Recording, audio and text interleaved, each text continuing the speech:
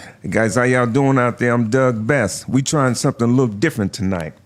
And then, as I grow in our sin in the in the podcast business, I'm gonna keep making the adjustments. But tonight, what we doing tonight, we just having a little chat with my main man, Mr. Lourin Hubbard. He's running for Congress, California Congress District 21. And guys, what I need everybody out there to do, I've been doing a lot of podcasts with politicians, and it's not a black-white issue, but the thing is we got to get involved. And I need everybody that hear me tonight, share the podcast, talk about it.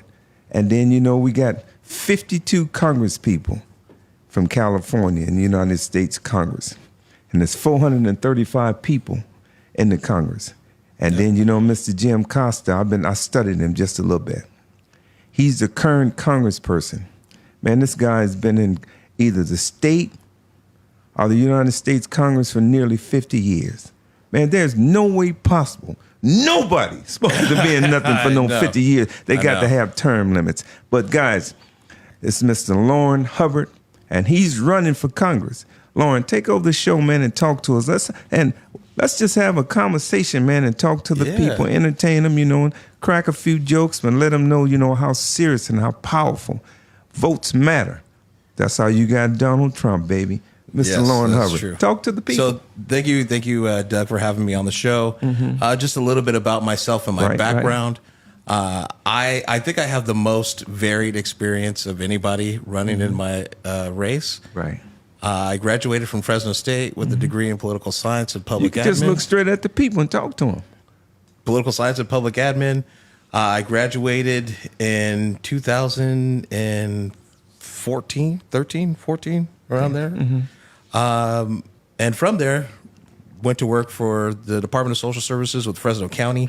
So I really got to... That's the welfare department. Let me know what's going on. Okay. Yeah, so I got to see in behind the programs, right? The people that are the families that are dependent on Medi-Cal and CalFresh, the food stamp program, and working with these families and these individuals, I really got to see how the system is designed to keep people down. When we talk about systems and inherent bias and problems within our system, our current system, I've seen be detrimental to people, right? So I'm working at Department of Social Services with folks that are offered promotions at work. Okay. Right? Oh, hey, we're gonna bring you into management, but the number of hours is not enough to qualify for the employer health insurance. And the amount of money that they would get would knock them and not have them be eligible for Medi-Cal. Right. So we got to have health. Your family, you got to have health insurance. You're not taking a promotion, right? So the system that's designed to help people is often trapping them in. And from there, I went to work for the state of California. I was a senior counselor with CalPERS, helping people with retirement and health benefits, doing counseling for state employees and school employees. I spent 3 years as an operations manager at the Regional Water Quality Control Board, right? Working with disadvantaged communities, particularly our public outreach with our drinking water programs. Is that down Jensen, close to the project I'm building? It's right over here off East Street. Okay. Off East Street. And the last 3 years, I've been a political coordinator with SEIU Local 1000, representing state employees. Right. That's beautiful, man. And it's a breath of fresh air, man, to see an African American with all the different qualifications that you have. And oftentimes, I talk about my past. I talk about my past all the time, because my father couldn't read and write at all. Oh, wow. He could write his name, but he couldn't spell it. And then here we are. Yeah. I tell people, because I get this all the time, of like, oh, you're very articulate. That's beautiful. Articulate like man. But I don't like to take that. I mean, I take it as a compliment. I understand. But really, it's really saying, like, for my skin tone, you shouldn't be able to speak as clear and have the diction that you do. But really, I tell people, because people ask, oh, why aren't black people in a better situation? And I tell people, I am the first generation in my family to actually be present and born and be a full realized citizen of the United States. And I was born in 1988. Right. Anybody born before 1960, 65? Oh my God, you calling me old? I'm old. Well, it's just you. It's good. You were subject to redlining. You didn't have I vote. grew You up didn't in have the full South, voting too. rights. Yeah. So you firsthand witnessed some of this stuff, right? Yeah. And so that's like, my focus right now, and the reason I'm running is, brother, we need working class representation actually at the table, making some of the decisions, because right now people are getting left behind, left and right. Man, I understand that too. And oftentimes when we on here, man, this is why I created the podcast. I understand economics and finance. I'm an expert in it. And the other day, somebody told me that some lady told him that years ago, I was in the street in the mud. And I was doing what you do out there. But I ain't had a traffic ticket in 30 years. And he told me that she told him she's running for judgeship. I don't want my name associated with his name because of what I was doing in the 80s. Of course, I was a nut. I was a street guy. But now, I match my portfolio with anybody in the city. And the whole thing is, Lourin, man, this is beautiful right here. Man, you could just have a conversation. And you running for Congress. And you're running against a guy that's been in Congress, the state and the federal Congress, for over 50 years. Man, and what happens with black people, sometimes, I understand what you're saying, how when you can articulate yourself, people feel like, I don't know what the hell they feel like, because I can articulate myself. But then yet, I could go over there on Fairmont and fit in too. I could use the N-word Right. if I want to, but I'm not going to do that. But I'm just using the point. Man, so that's when people saying that you're articulating yourself, that's a compliment. Yeah, I take it as a compliment. Like sometimes I take it as it's intended, right? But you bring up 50 years of representation and Jim Costa. I get really apprehensive about like putting a time frame on people, because I understand that like it takes time to get acclimated to 50 things and how years? they work. You ain't 50 years is a old, long man. time. You ain't no 50 years old, man. I was born in 1988. He was first elected to office in 1978. Man, supposed to get up out of there. And Maxine Waters is supposed to get up out of there too. And then, Lourin, I'm not trying to put you on the spot, man, but we had a debate here last week. A.J. Ramsamney, and we had the very, very intelligent Miss Martinez Lott. She was Ariana. Ariana. Yeah. And then we also had Nab Graham. Yeah. Wonderful guy. But I could tell that, I said, man, sometimes you gotta take the gloves off and fight. True. And put your feet on their neck, on the people's neck. Because I'm gonna tell you what the truth is. So if somebody don't know out there with me, I'm cool, charming, and finesseful. But I don't like to lose at nothing, man. True. I don't like losing I hate at losing nothing. more than I like to win. It's a problem. I got that Kobe Bryant energy in me. Yeah, I got that too, man. And I know that you don't want to talk about Jim Costa that much, man. But the guy, from what I'm understanding, he's got a war chest Right. of some millions. I think the last time I looked. Oh, you've been checking on that money. Let me know what's going on. I don't look Wait. that often, but I think he raised around 700,000 is what he's got in the bank as far as the last reporting. And That's what's on with paper. that- Everybody ain't gonna tell you what they really got, man. That's true. That's true. Can you On match paper. him? Can you match him? I mean, I can't match him in terms of money. Okay. I can't do that. But what I can do is match him, is overmatch him in terms of people I'm matching with the money, Go man. on. Put me in, let's, going out and go talking to their neighbors, walking in the district. That's how you beat people with money, right? I tell people all the time, I represent a union. In the last election cycle, corporations spent $78 million in California campaigns trying to get people elected. All of labor, right? All SEIUs, your AFSCMEs, your labor councils, at $17 million. Right. So we're never going to match those people in terms of dollars, but we will match them and overtake them in terms of fervor and people believing in what we're talking about and going out and doing the work. And that's my problem with Jim, unfortunately.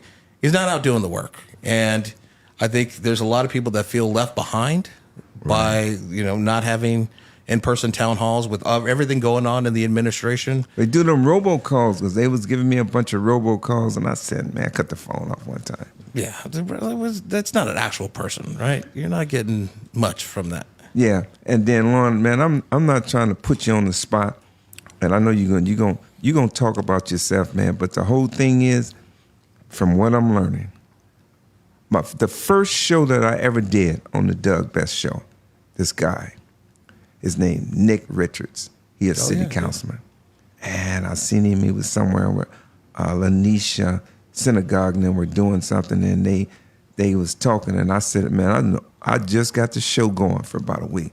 And I said, Mr. Richardson, would you come be on my show? I know he's going to say no. No. He said yes, and he came back down here 2 times. And he was running against an incumbent. And the incumbent had more money than him. And I think it was Gary Brethersfield's old city council district seat. And Nick and him went into a runoff in the primary. And I think Nick was second place. But when they fought it out, man, Nick was bamming on them doors. I said, man, I seen him a few times in the heat. And he was successful. Going out doing the work. He was successful. But I know, he had a team. So what about you? You got a team?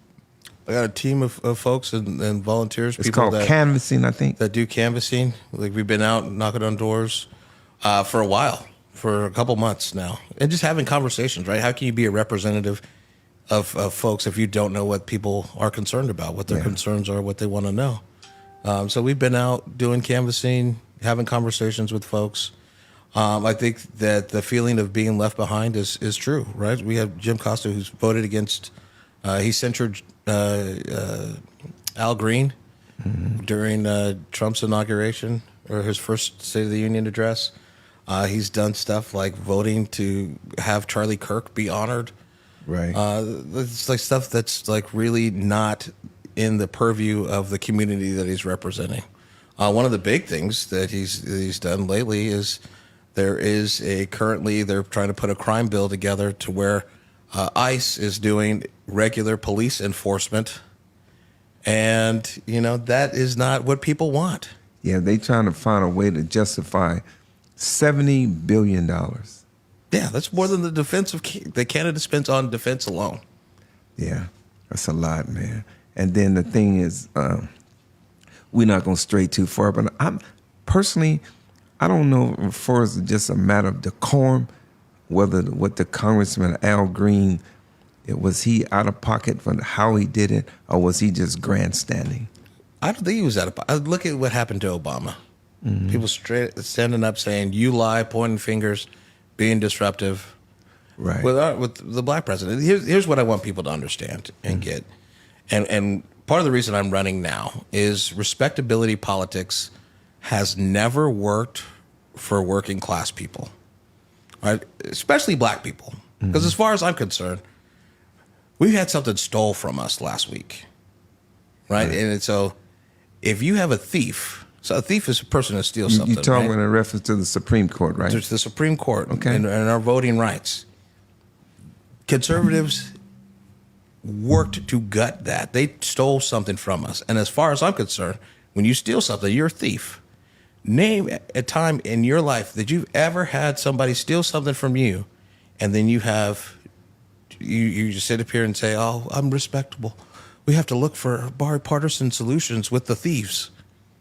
Yeah, I take stuff real personal. If somebody steals something from me, it's my, and I guess you should, I got an incident, I guess, last year or so, and my son was saying, Pops, you damn near 70 years old, man, go sit down. Yeah, so I understand exactly what you're talking about. And Mr. Hubbard, I want to ask you this, though. Being an African-American man, young man, and then you trying to represent a district that's not predominantly African-American, how do you I don't want to say straddle that fence, but how do you create a coalition of people that's gonna push you over the threshold? So do you got is it a primary first or It's a primary June 2nd. okay? How many people in the race with you?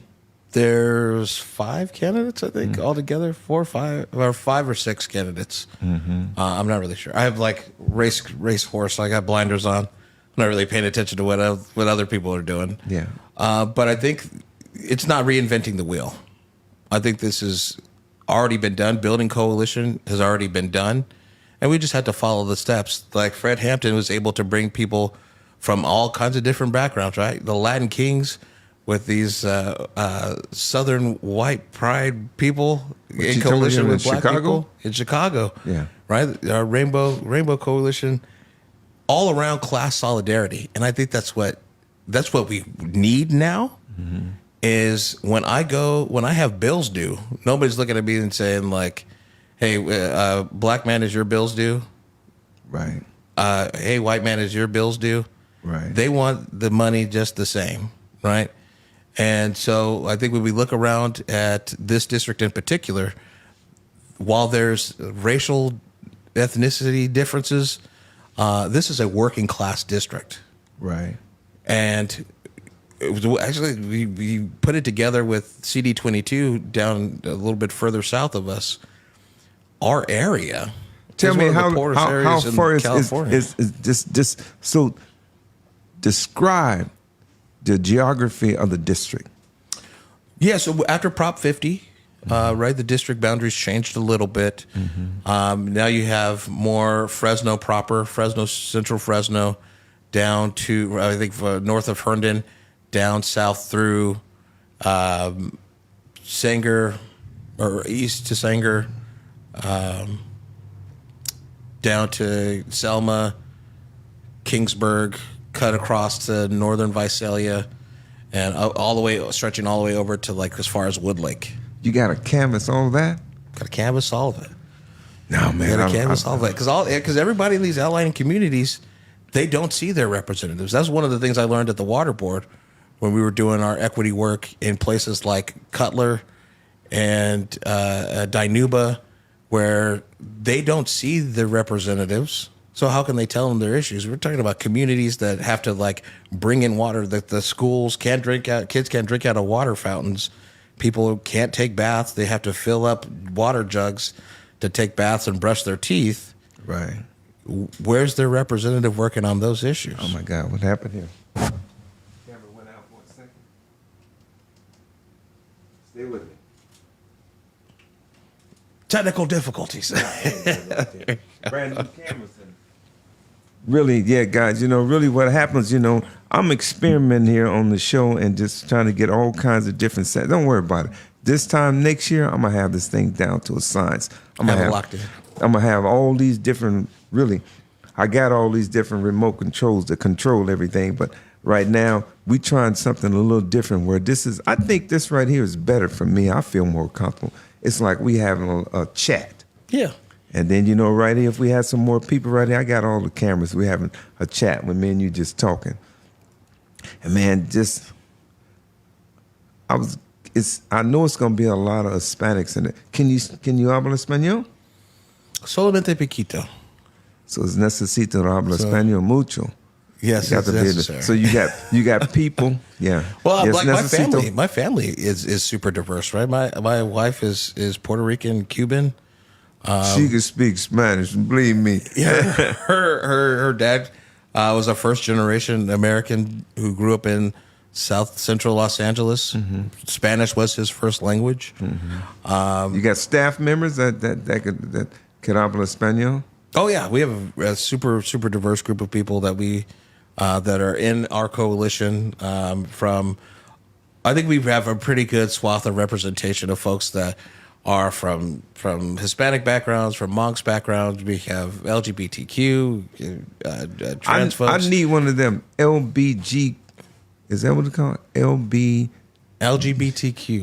Well, QIA. There's a lot of it. Just if somebody's out there, man, I want one of them people to come and get on the show and talk about what they did to them yesterday with this gay pride stuff. The Fresno County Library. I'm not gay. Yeah. I'm not gay, but I think what they doing to them, Yeah. it's not correct. 'Cause No.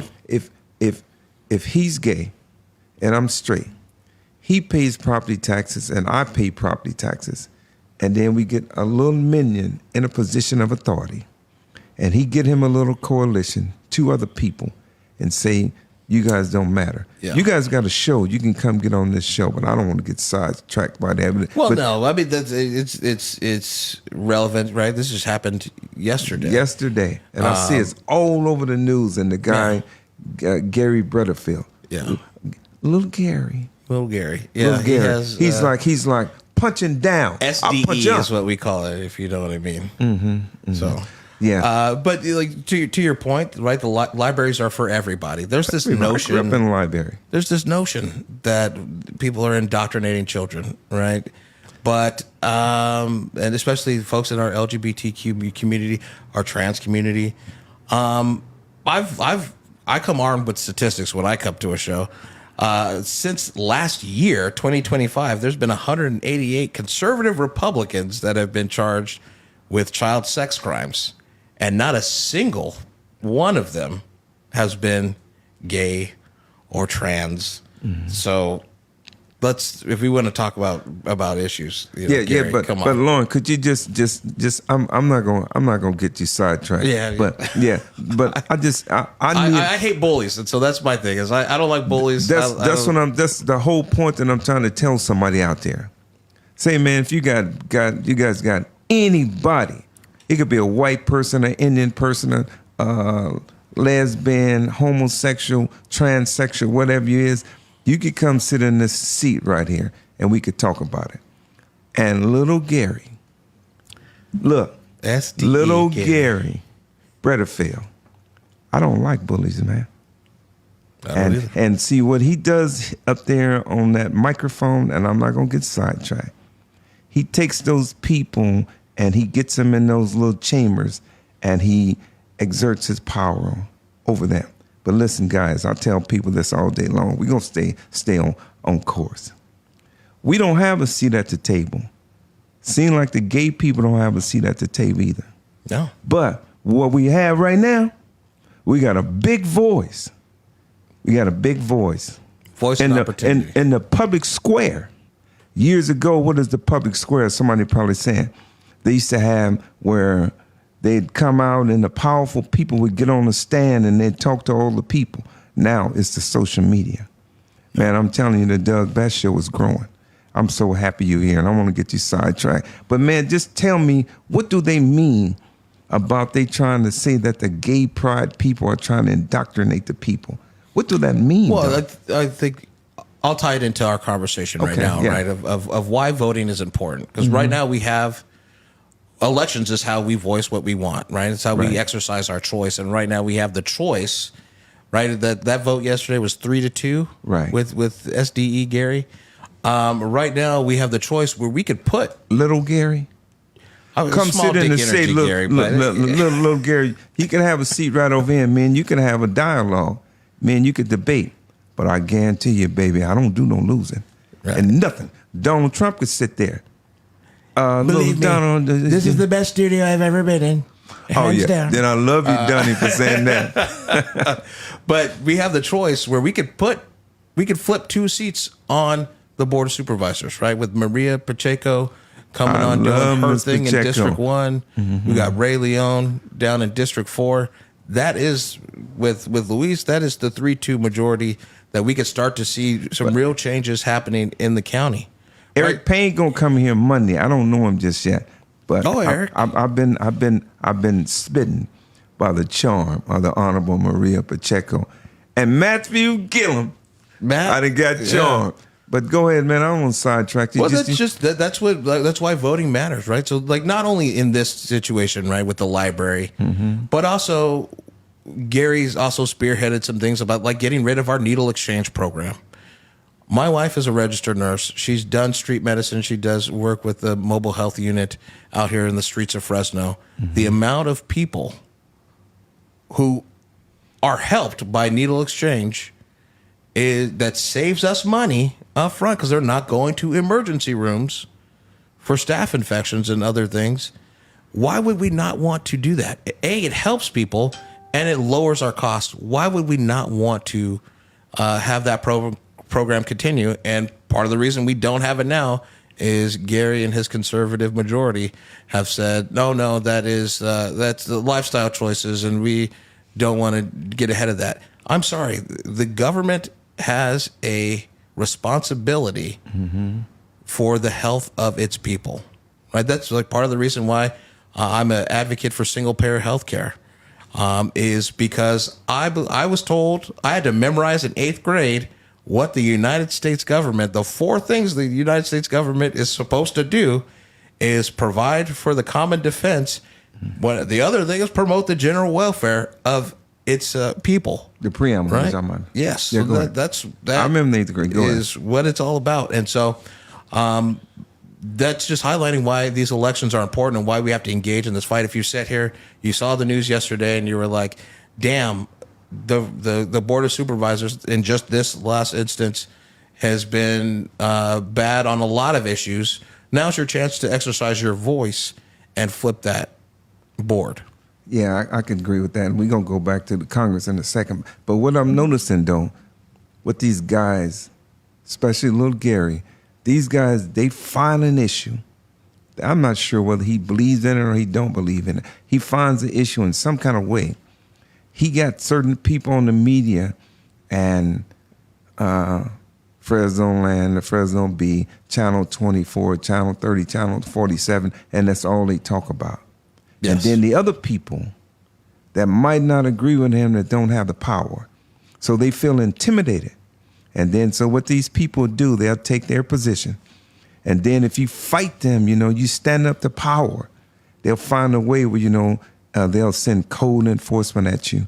They'll send somebody at you. But guys, I'm telling you out there, little Gary, Bredderfield, where you at? Look at me. I don't like bullies. And the people in that LBGT community, you guys could come get on the show right here. I'm gonna give you a fair chance, and you could talk to this guy, and then you guys y'all could get together, and then you could help Eric Payne, or you could help the Honorable Mayor Maria Pacheco to get up there in the seat. And I know she's a straight shooter. She's going to be fair. I felt her. She stayed here with me. We went to 8th Street Tacos. And man, then what happened is I'm not on bullshit artists. And it could be whoever it is. And then I could tell when someone is sincere. I felt her. And Mr. Payne to be here Monday. We're going to talk. Yeah. And we're going to talk, man. Then, so, Lourin, say, man, how you able to balance that thing? What happened? I noticed when the white politicians or the Hispanic politicians are talking to me, they tend to try to stray away from the race issue. And so, you talking to me, I'm a black guy. Yeah. I'm pure black with a Mexican wife. You go to Mexico, it don't be no misunderstanding about, I'm black. But to be in your position, is it like you got to straddle the fence? I can't think of another word. No, you know what I mean? I'm saying you black, but you can't talk about black stuff all the time. The white people might say that. No, but I come to spaces authentically myself, and so I think we're just like you were talking about your past. I think we're led by our experiences, and we bring that into spaces that we go into. And so I tell people this is how I talk. This is how I am. I may be a little bit hip hop sometimes. I think that's how it is. I grew up listening to Nuck If You Buck. So we talk about calling out people. Don't call me out unless you're ready to buck. So that's but I just come to authentically myself and come into these spaces and really tell people. I'd like to think of myself as a truth teller. I don't like bullshit. I don't like to be bullshitted. Mm-hmm. So I just tell people how it is. And the funny thing about all this stuff is everything that I talk about on my campaign, the things that I'm focused on, a lot of things that you don't hear all the time about, like I'm running for on a federal jobs guarantee, and educating people on the way that we look at jobs now and how we're focused on jobs now. with AI and everything else that's going on, we really need to be educating and doing job training and doing all these things to get people prepared for living in a situation where AI has taken up all kinds of jobs. Right. It's enhancing us, and it's kind of scared too. And the thing about why sometimes I talk about my past, I'm successful, man, by any imagination, white, black, Hispanic, nobody. I did a project, and tomorrow when it's finished inspection, it's worth $1 million. But, Yeah. and I don't owe nobody nothing. But the reason why I bring my past up all the time, I'm always trying to let the people know that came from where I came from. You don't have to be scared, man. And I bring it up so the people, like somebody like Gary Bretterfield, the bullies, Yeah. they can't take my past and use it against it. So I put it right in the forefront so we could talk about poverty to prosperity. And this what me and you represent, the possibilities. Yes. That's what we represent. So when Yeah. you see Obama on TV, or you see Al Sharpton there with Thank you somebody so them much for your presentation. yeah, when you see them on TV, you're not gonna see them at the grocery store, or you're not gonna see them at In-N-Out, but you're gonna see me. That's why I talk about the past. Not that I be trying to highlight it. No. I talk about it so people can know somebody like me and you. I could come from a father that couldn't read or write, but Yeah. yet I'm successful. Yeah. I didn't even know who the man was until Your father? yeah. I come from a single mother household. My sister and I do like to think that's where my work ethic comes from. That's beautiful. Because watching my mom put us, like, make sure that we were good going to school and everything else, and she would go to school at night. She would go to like Samuel King Community College and take night classes and be up till 2, 3 in the morning doing her homework, and her graduating and being valedictorian in that Oh my program. God, it's amazing. And then going on to be a LVN was inspiring to me, and that's how I knew I didn't have the choice to fail. If my mom could do it, I damn sure could do it. And so that is like the space that I come into. But to your point about the past and people using your past to get you, that's happened to me in this election. Can't use it against me, baby. That's what I'm saying. I am who I am, and the mistakes. Every mistake is not a mistake if you don't learn from it, right? And so people try to use your past. I hear that all the time. I think there's really good people who should be participating in in running for office, who would be really good representatives because they have great life experiences, because they have good stories, and that is what makes them qualified. Their work ethic makes them qualified, but they don't because, I did this in the past, or I said this or something. Your past is what makes you, that's lived experience, that's what makes you good for the job now. Yeah, I'm telling you, I think I heard somebody sum it up like this. It says, the totality of your yesterdays, all your life experiences, brought you to the point where you are right now. So if you wouldn't have been in that car accident, this is an example, you wouldn't have been in that car accident, and then you were laying up in that hospital bed, you wouldn't have thought about, going and get a college degree. Right. If you wouldn't have went to prison and studied and studied and studied, and your mama died, and your daddy was in prison, you wouldn't have thought about creating a clothing business. I'm talking to my son right now. So the sum total of all our life experiences make us who we are.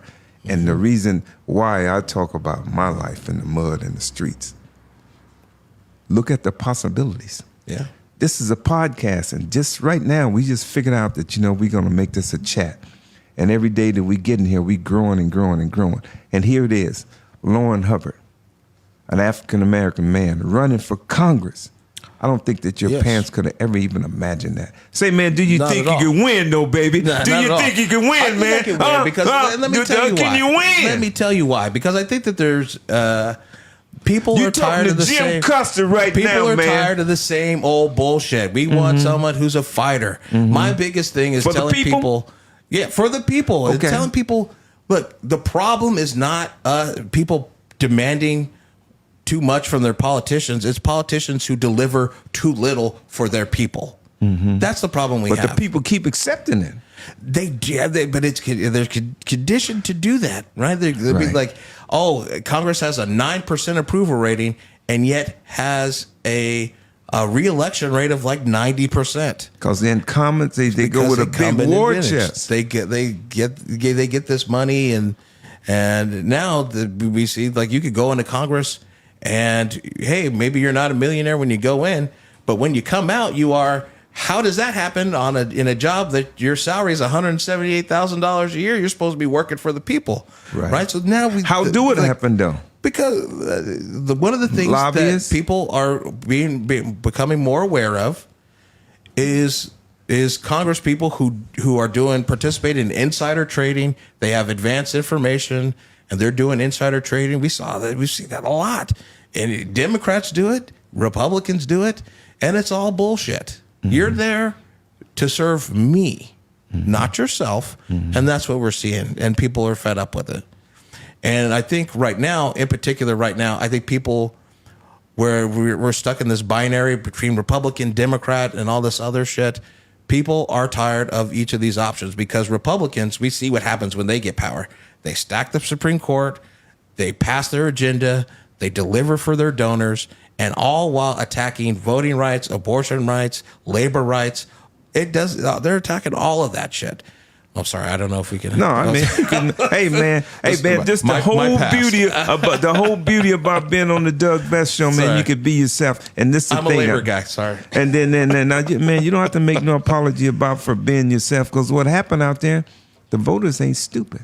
No, but that's what happens, right? The voters ain't stupid, man. And the voters is me and you, the regular people. Miss Maria, the Honorable Maria Pacheco says, the people, the regular common people. She knocks on the doors and she says she be dog tired. She go take a shower. I said, do you drink coffee? I take a shower. And then when I get in my car, the energy comes from somewhere. So what you trying to do right now, Lourin Hubbard, he trying to convince some people out there, thousands of people. If you haven't registered yet, it takes 5 minutes, guys. I never registered before in my life. It takes 5 minutes. Very easy. Secretary of State's website. You can go to the DMV and get registered. No, the DMV have you on to shoot somebody. They so slow. But it is just like we talked about with the Board of Supervisors. It's very important for people now in this election to be aware and be woke, right? The Trump administration has done a really good job. Woke, that's a bad word, of attacking the word woke, right? What in do our it mean? community, it means to be aware, to be awake, conscious of what's happening. So be woke, because what is happening is a detriment, and if you don't vote, you give up your power. And so I will say this, and we could talk about. I'll lay this out, and we could talk about it. What's happening right now after the Supreme Court gutted the Voting Rights Act? It took a week for Republicans to start stacking and gerrymandering all these different states. Right, to take it away. Sometimes we have black minority districts where there was just the one black representative. Gerrymander took the seat away. Right. It's in theory, because you don't really know until they vote, though, right? You don't really know until they vote. Okay. Technically. Okay. But but everything is, it's really funny. We operate with data now, but Republicans don't tend to like data. So I won't get into that too much, because if we did, it would be a whole nother conversation. But so they know, they have a reasonable guess on them gerrymandering to draw it this certain way that it will remove that representation. That is what's happening across the country. Yeah, but Mr. Hubbard, just in all fairness, both sides do it. Both sides do it. Do gerrymandering, because the state of California is like, they're not calling it.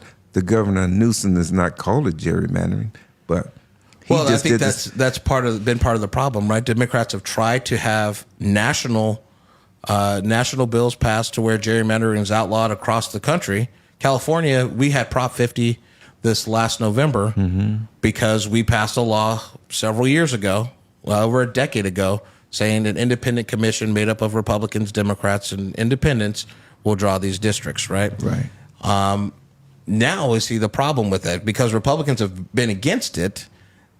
With states like Texas, the difference between California is we went to the voters to pass Prop 50 so that we could add just 5 districts. And even in that process, I had a little bit of a role in that process. Not a role in it, but was in some high-level meetings about how we drew these districts. Oh, you sitting at the table where they be making these big decisions? I was just on a Zoom.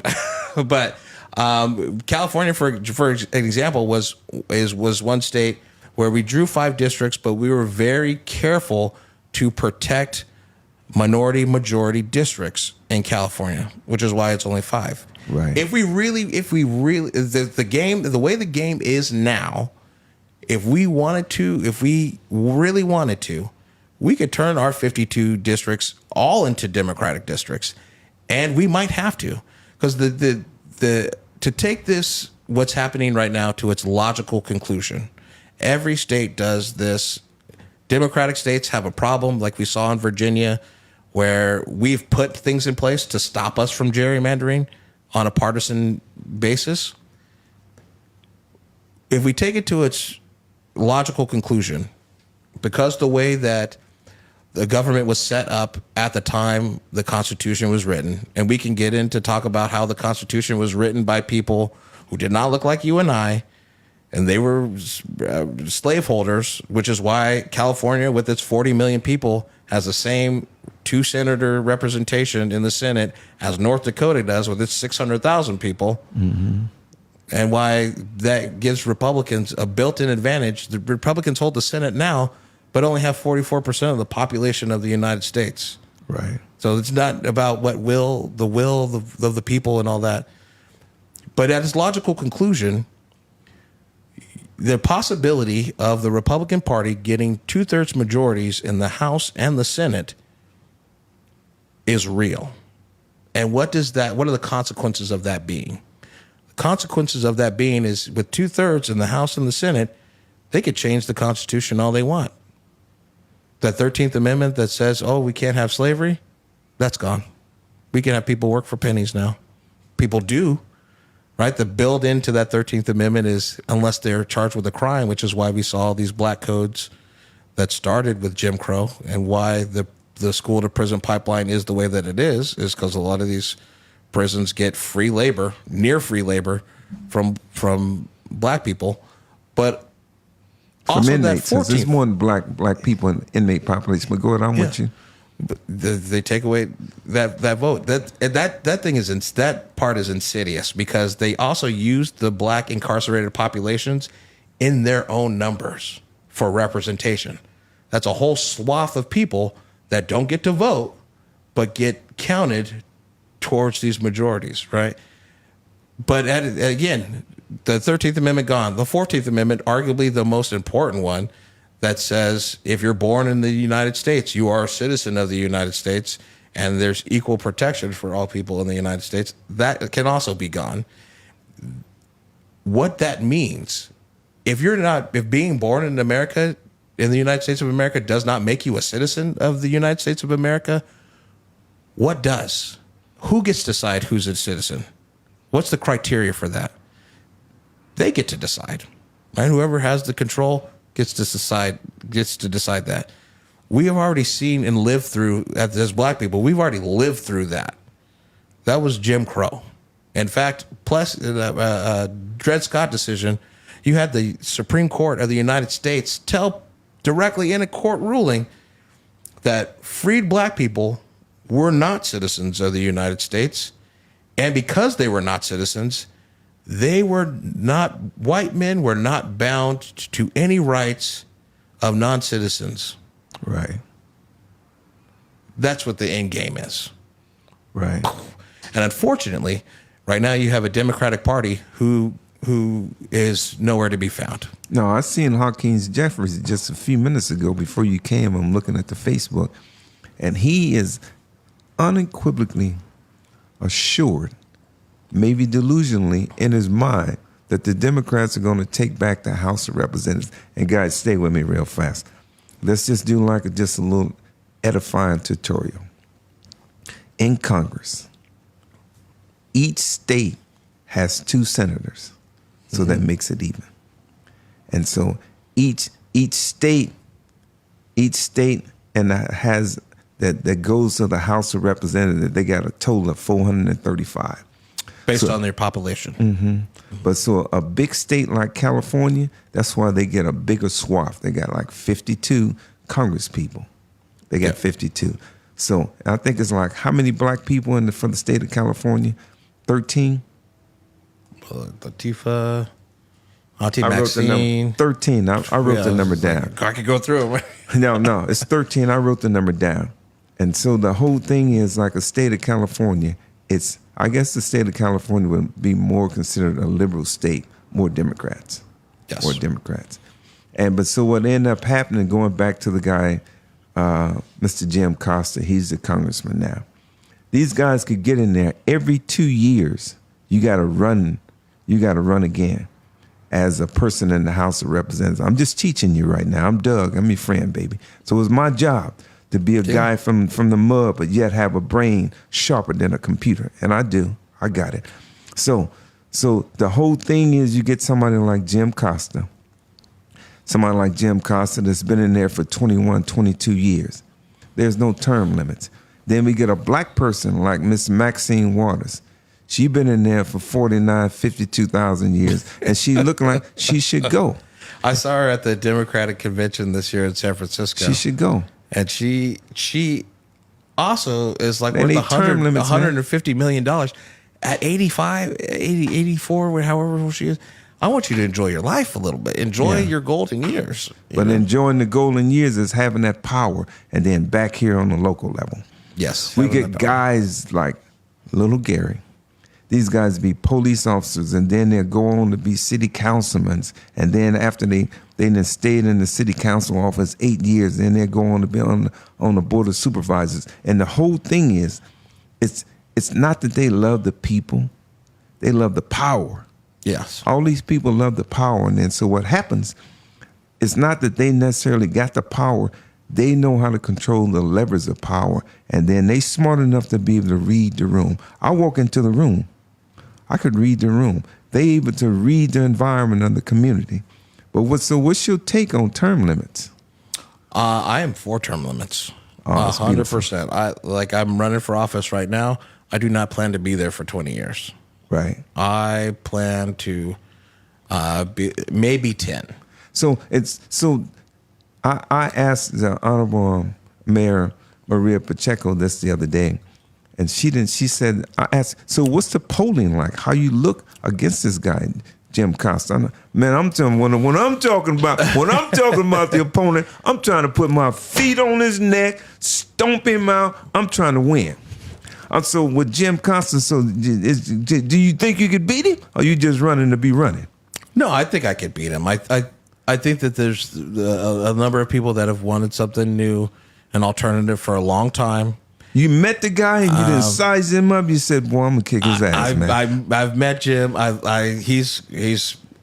He endorsed me for my first campaign. Actually. Against him?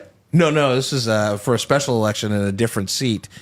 So I've had numerous conversations with him.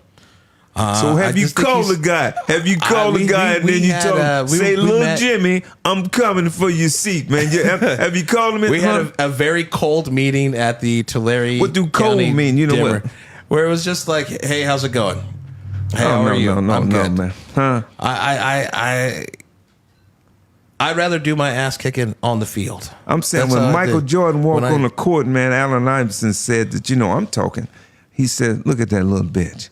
And Allen says, man, I looked up to Michael Jordan. He was my hero, and he told me that. So when you seen little Jimmy, and then I'm very cordial. I'm a respectable person, right? I can see. I can see that. But when I do tell him that. But there's a war right now, man. The reason I'm in is because of the failures that you've done. So you talked about Hakeem Jeffries and said guarantee and all this stuff. I do not believe that the current Democratic Party gonna lose. They could win. They very well could win. But what the fuck? I'm sorry. What does that actually mean for us? Means that you got control of the purse string. This is another part that we didn't talk about. Congress, the people in Congress controls the money. Yes. That's what it's all about, the money. And Yes. I ain't gonna go. I know. But I'll tell you this: Democrats, Joe Biden was the president of the United States when we were still. he was senile, man. We were still sending billions of dollars to Israel to blow up children. So being a Democrat did not do anything, and I don't feel like that the Democratic Party at large is really doing it. If the Democratic Party moved like the Republican Party, then I would be all for it. But we don't. Right? There's a reason why we don't have Roe v. Wade anymore. For years, Democrats had an opportunity to codify Roe into law, and they did not. Yeah. So Mr. Hubbard. So just stay with me. We not, and somebody else out there might be saying, "Man, they just talking about all kinds of stuff." This is what happened, man. When two people just chopping it up. This is why I changed the setting. Well, I'm not sitting back there at that desk. I want it to be conversational. So it's going to be 435 people in Congress. Yeah. In the House of Representatives. Set aside, the 100 in the Senate. And you're going to have one voice. And then, they got somebody in Congress, man. They literally call this person. It's called a whip. When somebody's out of pocket, he get a whooping. Now, it's true, man. Just correct me if I'm wrong. They got a political whip. That's the name of his department. Yeah, that's so what he his position. does, he whipped the people back in line. How do we do that? Yeah. He knows everything about your past. He knows everything about you. So how you going to be to convince the people that Jim Costa's been in that place for 21 and a half years, I think. And he's got so much behind the scene influence. And you're going to be fresh in there and you're going to have to do what they say, man. I really could care less what the hell Hakeem Jeffries does, because that's the way the caucus moves right now. Right, the Black Caucus, or you talking about the Democratic Caucus? The Democratic Caucus. Okay, right. Different than I will say. I have a lot of respect for Nancy Pelosi and the way that she held this caucus together as an opposition party to Donald Trump. In the same way, the Republican Party was an opposition to Barack Obama. Right. Not a lot of people know this, but the very night Barack Obama was elected, Republican leaders in Washington, D.C. met at a bar and decided then and there that their entire goal was to stop Trump's agenda. If we've been spending millions of dollars telling people that Trump is the problem, Trump is the problem, Trump this and that and the other, but we still have Democrats who are voting for his agenda, that's a problem. Right? Trump can't be the problem. I'll tell you this. We didn't have a housing problem. Our housing problem didn't start January 1st, 2025, when he became president. Right? Our healthcare issues did not start January 1st, 2025, when he became president. Wait. I'm kind of lost now. Because somebody else out there probably think, say, man, is he for Trump or is he for Hakeem Jefferson? Jefferson. I'm just keeping it real. I don't trust AIPAC Shakur to actually be in opposition. Here's a great example. Joe Biden was president, right? We had the House. We had the House, the Senate, and the presidency. We got some bills done. We're great, kind of watered down. Can't get everything you want. I understand. But the things that that were campaigned on, that we told the American public were the most important, we did not do because the parliamentarians said you can't do that. Where we seen all these other norms Trump don't give a shit about. I want us to move in that same energy. I don't think that's too much to ask for us to play the game as it is right now, because our livelihoods are literally at stake. So is that what your constituency? That's what they saying? Yes. That's how you done read. The main issues that I hear about every single day. What are they? Healthcare, housing, higher wages. Higher wages might be higher now with inflation. Well, I just look at grocery prices. I see all these like little memes and stuff online all the time about inflation. Well, inflation's up during Trump. He told you day one he was going to take care of inflation. Here we are, 15 months in, inflation's up higher than when he took office. Grocery prices are up. This presidency is costing us money. But you as one congressman, How are you going to be able? The bully pulpit, right? How does AOC move? She's one congresswoman, but she was around. She went around on a countrywide tour, inspiring people, telling them the vision for America, where we don't have to accept this shit. That we can participate. This is our voice, our chance, our opportunity to participate in this political system and take our country back. I heard that all the time from, but we're going to take our country back. Okay, well, we're moving now. We're taking our country back. I seen her and Bernie Sanders, and it was kind of like a mixed bag with it, but I understand what you're saying. And then, so right now, guys, so I'm just making sure that some of the people out there that's from where I'm from, what's a bully pulpit? This is it right here. Yes. This is what a bully pulpit is. This is right here, man. I always talk about the public square. We ain't got no seat at the table, but if the Doug Best Show got 1 million people listen to me, right? Donald Trump would have to, at one point in time, he'd have to come sit in one of these blue chairs. I just think of how influential it would have been for our congressional representative to be at that Board of Supervisors meeting yesterday. If this is what you believe in, this may not be the office that you hold. You may not be on the Board of Supervisors. You may be higher as a federal representative, but you still live in this community, do you not? You talking about Jim Costa? Talking about Jim. Where the fuck were you? People Has anybody need you. asked him? People need your Talk voice. to him and ask him right Where now. Where are you? Say, man, you never understand. know. They might be watching you right now. This is social media. I'm sorry, having phone in your questions to me, and I'll filter them, and I'll give you an hour of my time. No, when you work for the people, your whole entire job is about those people. Right. And that's what the kind of representative I'm talking about that I want to see is in more involvement in things that affect my community. Man, this is who it is right here. Lourin Hubbard. Man, I'm telling you, Mr. Hubbard. Man, when you on one of these social, just a bully pulpit. And what is that? That's when you could talk to the people, directly to the common people, just like me and you doing. And so what happens is somebody could be watching us right now in a powerful position, and we don't even know it.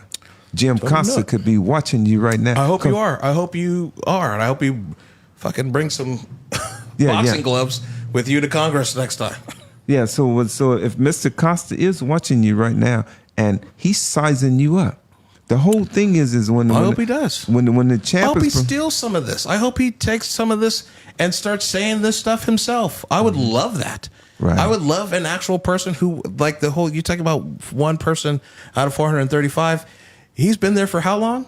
21 Tell me how years. many sponsored bills he's gotten through.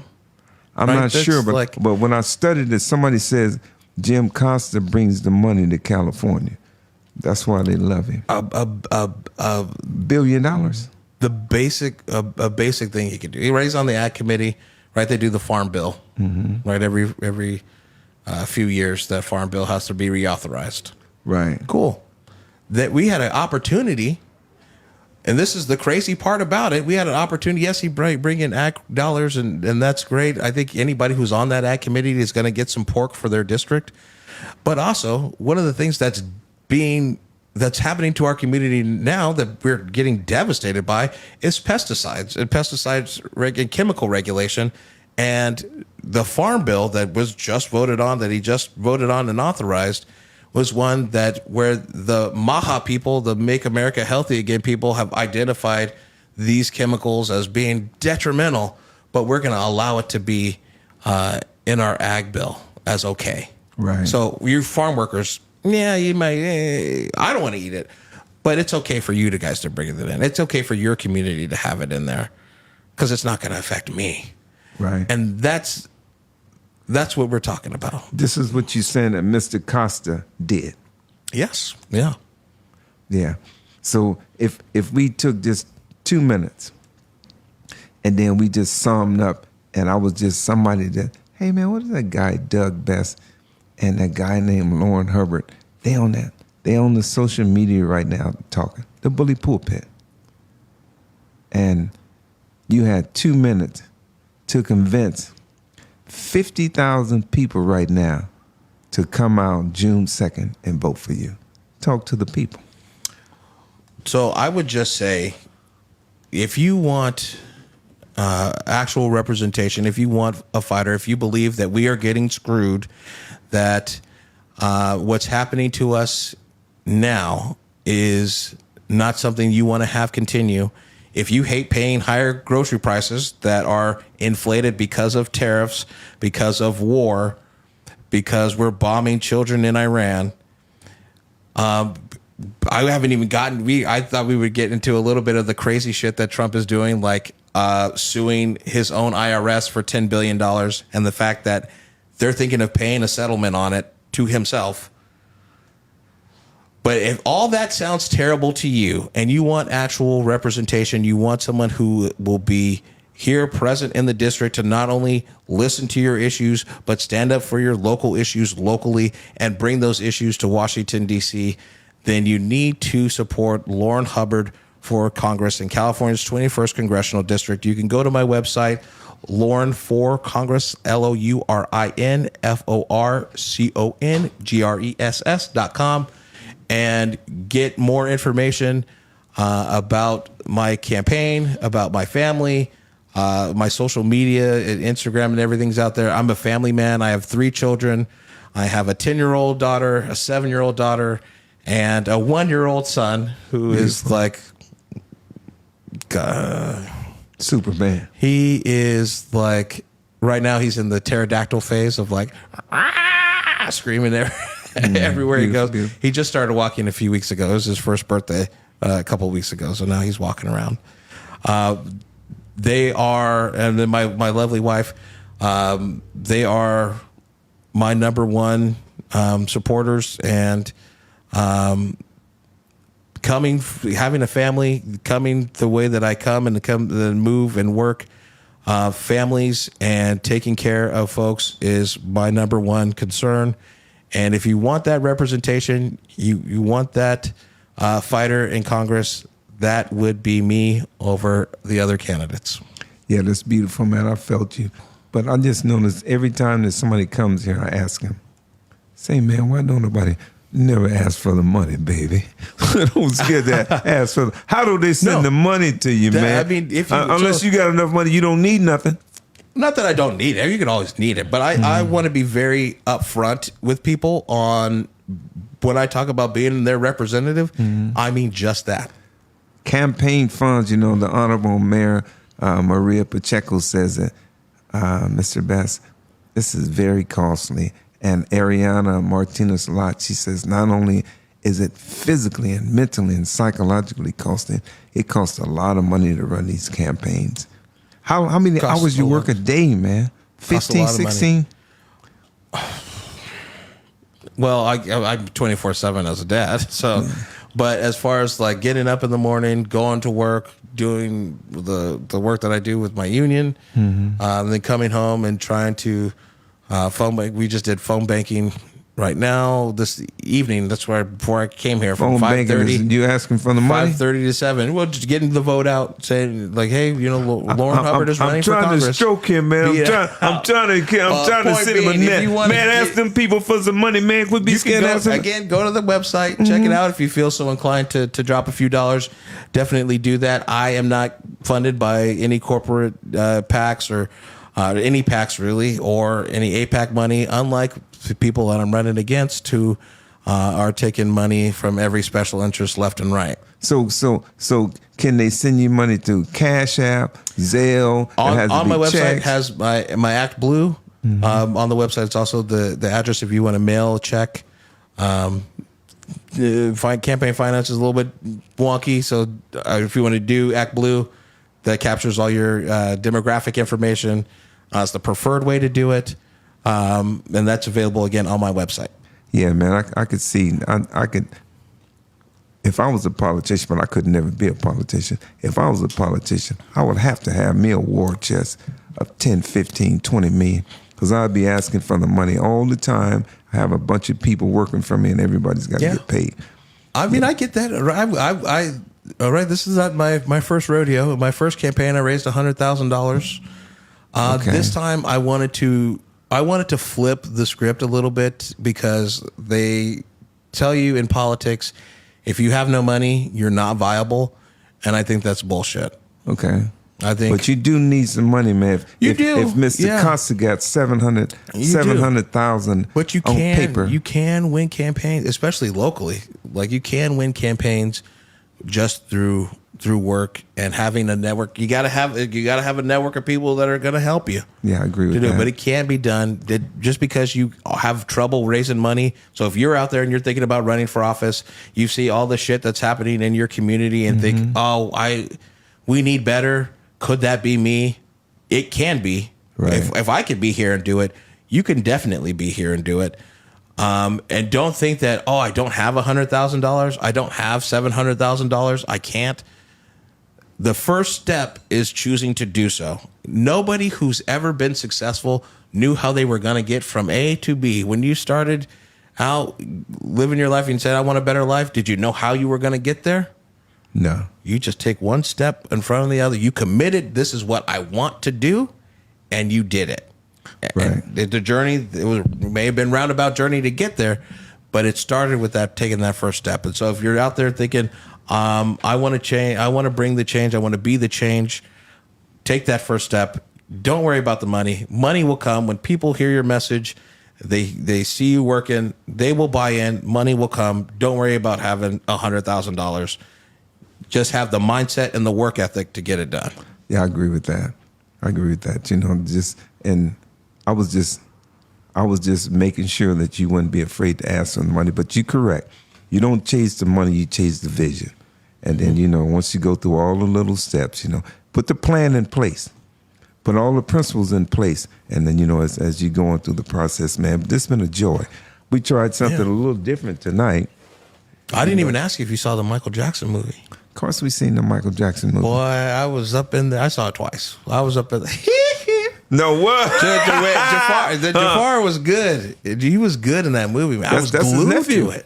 I know. I was glued to it. Yeah, so who did you like? Did you like Michael or you like his Joe? Joe's the daddy. Man, Joseph. There was a point we started getting into the late 80s where I thought Joe Jackson was looking rough.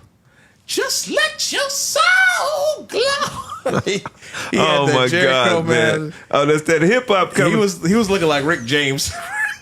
Oh man, we had the Honorable Maria Pacheco. She's the mayor of Kermit. She's running for the board of supervisors, District 1. And man, she starts singing LL Cool J. Oh, I said what? Oh my God! So if you want to turn this into karaoke, we can. Oh no, you're just too good to be true. Yeah, this is the beauty about trying to make it where it's a chat, it's a sit down and a conversation between me and Mr. Lourin Hubbard. He's running for Congress District 21. Who's currently in there now is Mr. Jim Costa. And man, guys, man, it's always such a joy and such a pleasure for you guys. Can I show off my shirt? Sure. This is from a local group, the Fools Collaborative. Shout out to Fools Collaborative. Mm-hmm. They do wonderful stuff here locally in our Tower District as an arts community. And they have these shirts that were for sale. I don't know if they're going to bring them out, but everyone who does not want ICE in your community should get one.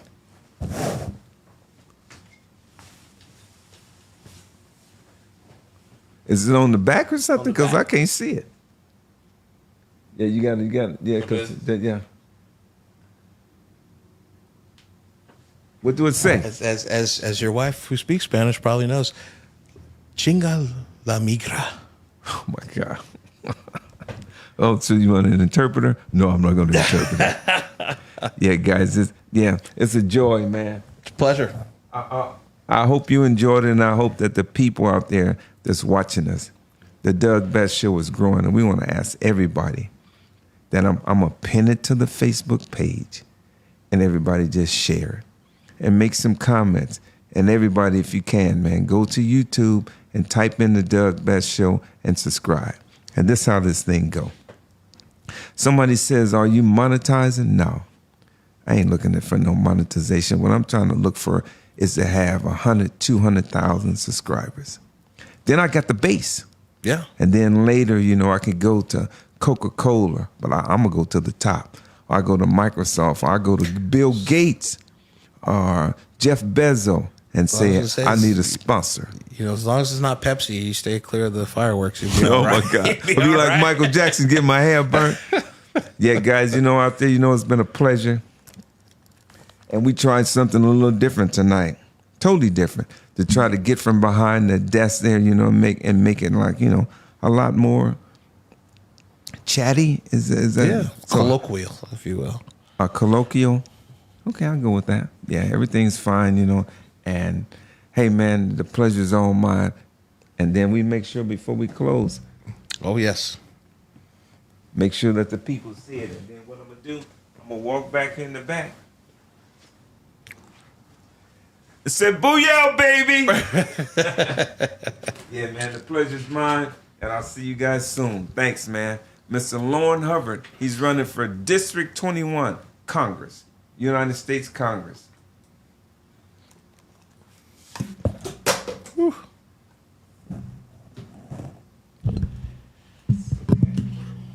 All right. Good show.